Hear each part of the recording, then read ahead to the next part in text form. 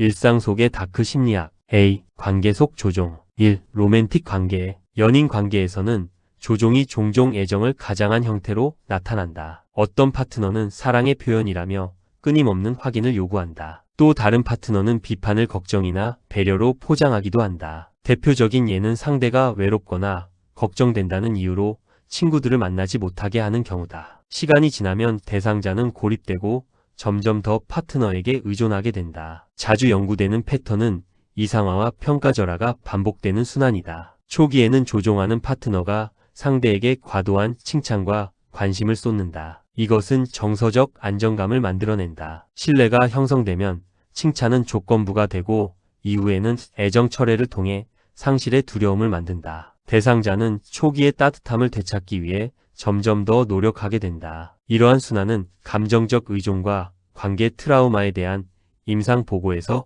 꾸준히 나타나는 현상이다. 잠깐 여기서 좋아요, 구독, 댓글 부탁드려요. 2. 감정적 영향력이 숨겨진 풍경. 관계에는 다정함과 긴장이 함께 존재한다. 사람들은 친밀함을 추구하면서도 동시에 통제력을 원한다. 이 두 힘은 때로는 미묘하게 때로는 극적으로 충돌한다. 어떤 조종은 불안감에서 시작되고 어떤 조종은 권리의식이나 두려움에서 비롯된다. 많은 조종은 너무 조용하게 시작되기 때문에 상대는 그 패턴이 깊이 자리 잡기 전까지 자신이 조종당하고 있다는 사실을 알아채지 못한다. 3. 가족관계 역학. 가족은 깊은 지지의 공간이 될 수 있지만 동시에 미묘한 지배가 자라는 환경이 되기도 한다. 부모는 성인이 된 자녀에게조차 죄책감을 이용해 통제하려 할 수 있다. 예를 들어 부모가 단순한 부탁에도 자신이 상처받았다거나 실망했다고 말하는 경우다. 성인이 된 자녀는 여전히 부모의 감정을 책임져야 한다고 느낀다. 가족 심리학 연구자들은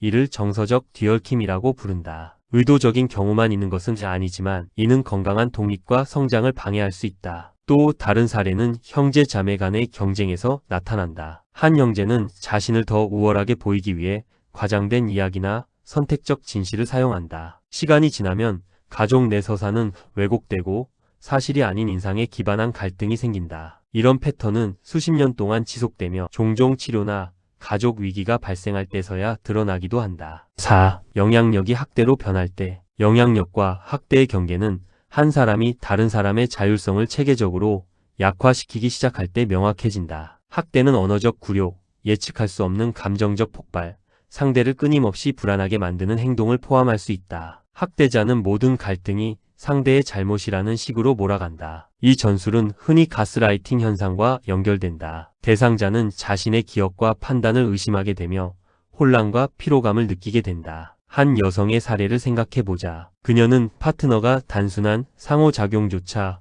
자신이 잘못 기억하고 있다고 반복해서 주장하자 어느 순간부터 자신의 기억을 의심하기 시작했다. 결국 그녀는 일지를 쓰기 시작했고 기록한 내용이 파트너의 주장과 다르다는 것을 깨닫자 자신이 체계적으로 호도당하고 있었다는 사실을 알게 되었다. 이와 유사한 사례는 여러 문화권의 가정 관련 연구에서 반복적으로 나타난다. 감정적 학대에 관한 연구는 관계가 끝난 뒤에도 심리적 상처가 오래 남을 수 있음을 보여준다. 피해자는 타인을 신뢰하기 어려워지기도 하며 어떤 사람들은 안전을 위해 감정적 변화를 예측하려는 압박을 느끼기도 한다. 이러한 패턴을 인식하는 것이 그것을 끊어내는 첫 단계다. 비직장 내 마키아벨리즘. 1. 유독한 리더와 기업 강압. 유독한 리더는 통제 속에서 성장한다. 독성적 리더는 겉으로는 팀워크를 중시한다고 말하지만 실제로는 협업을 은밀히 약화시키곤 한다. 대표적인 징후는 예측 불가능성이다. 어떤 날은 칭찬을 하다가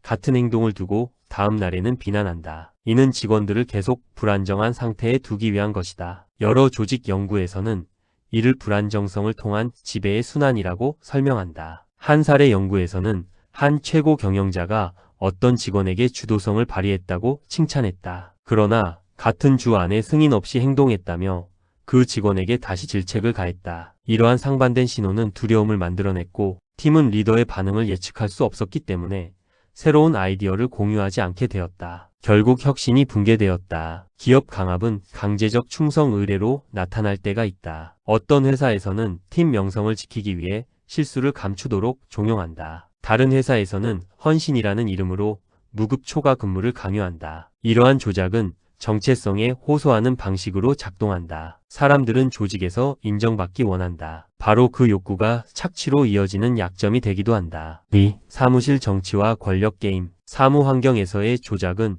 종종 정보 통제를 통해 발생한다. 어떤 동료는 유리한 위치를 차지하기 위해 중요한 업데이트를 숨긴다. 또 다른 동료는 경쟁자를 무책임하게 보이도록 문제를 과장한다. 이러한 전술은 지식의 흐름을 불균형하게 만들고 팀 안에 불신을 조성한다. 자주 발생하는 상황은 성과 평가 시점이다. 관리자가 탐탁지 않은 직원에게는 사소한 실수만 강조하고 성과는 무시한다. 반면 선호하는 직원은 비슷한 수준의 업무에도 후한 칭찬을 받는다. 이는 승진과 기회에 영향을 미치는 왜곡된 내러티브를 만든다. 직장 공격성을 연구하는 학자들은 많은 조작적 직원들이 겉으로는 친절하고 협조적으로 보인다고 지적한다. 그들의 실제 전략은 갈등이 터지기 전까지 드러나지 않는다. 그러나 그 시점에는 이미 상당한 피해가 발생한 후다. 3. 심리적 안정과 회복력. 심리적 안전은 처벌에 대한 두려움 없이 솔직하게 말할 수 있는 환경을 의미한다. 조작의 직장은 이 기반을 붕괴시킨다. 직원들은 침묵하게 되고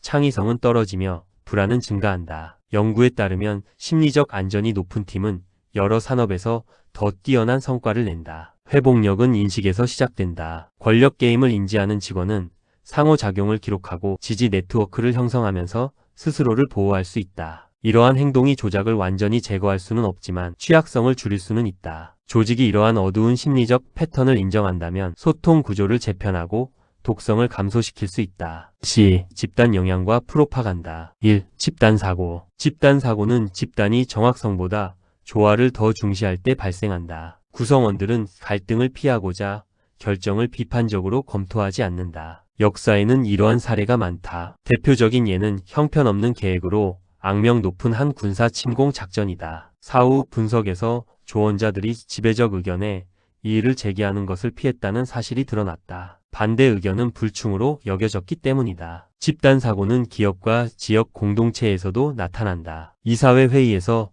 경영진은 다른 사람들도 찬성할 것이라고 가정하여 잘못된 계획에 동의할 수 있다. 가족 안에서도 전통이 해롭더라도 이를 유지하도록 압박하는 형태로 집단 사고가 작동할 수 있다. 2. 미디어 조작. 미디어 메시지는 인식을 형성한다. 반복은 신뢰성을 높인다. 거짓 주장도 충분히 자주 반복되면 익숙함 때문에 사실처럼 느껴질 수 있다. 연구자들은 이를 단순 노출 효과라고 부른다. 조용하지만 강력하게 작동한다. 스토리의 프레이밍 역시 의견에 영향을 준다. 어떤 뉴스 매체는 협력보다 갈등을 강조할 수 있다. 시간이 지나면 시청자들은 실제보다 세상이 더 위험하다고 믿게 될 수 있다. 공포 기반 뉴스 소비량이 많은 사람들이 폭력 사건의 가능성을 과대평가하는 연구에서 이러한 경향이 나타난다. 시각적 단서 또한 중요하다. 이미지는 때때로 언어보다 강한 감정 반응을 만들어낸다. 숙련된 프로파간다. 제작자는 시각 자료를 선택적 진실과 결합하여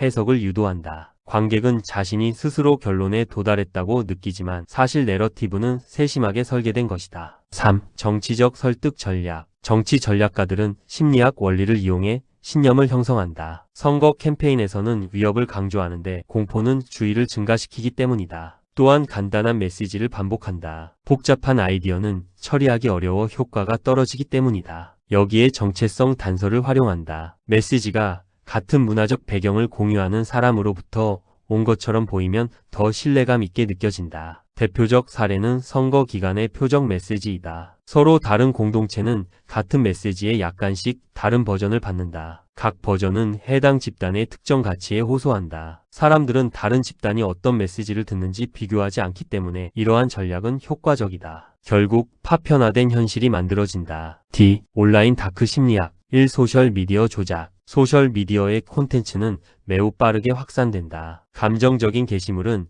차분한 게시물보다 더 멀리 퍼진다. 조작자들은 분노나 감탄을 유발하는 메시지를 만들어 이러한 특성을 악용한다. 예를 들어 어떤 인플루언서는 동정을 얻기 위해 개인적 고난을 꾸며내기도 하고 또 다른 인물은 관심을 유지하기 위해 의도적으로 갈등을 만들기도 한다. 로봇이나 조직적으로 움직이는 그룹도 담론을 왜곡한다. 이들은 특정 의견을 과장해 실제보다 훨씬 더 대중적인 것처럼 보이게 만든다. 연구자들은 소수의 자동화 계정만으로도 주요 사회적 사건 동안 공적 대화를 크게 바꿀 수 있음을 발견했다. 이 에코 체인버와 정체성 통제 플랫폼은 사용자가 이미 좋아하는 콘텐츠와 유사한 내용을 반복적으로 보여준다. 이렇게 에코 체인버가 형성된다. 사람들은 자신의 믿음이 반영되어 돌아오는 경험을 하게 되고, 시간이 지날수록 더 확신을 가지며 다른 관점에는 덜 열려 있게 된다. 정체성 통제는 집단이 구성원에게 특정 신념을 따르도록 압력을 넣을 때 나타난다. 약한 수준의 의견을 표현하는 사람조차 공개적으로